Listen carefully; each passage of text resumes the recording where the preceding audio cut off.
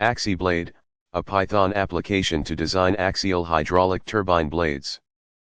The AxiBlade application is created in Python language to design axial turbine blades.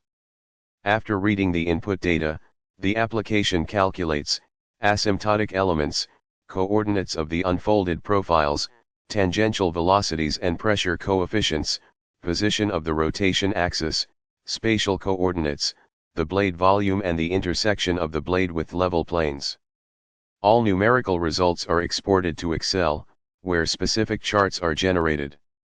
Also, the 3D profile coordinates are saved into files and can be imported into SolidWorks to generate the 3D blade geometry.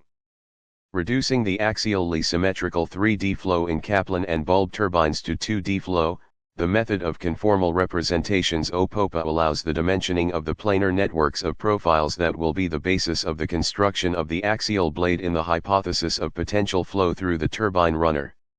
The following restrictions will be imposed. Normal output from the runner.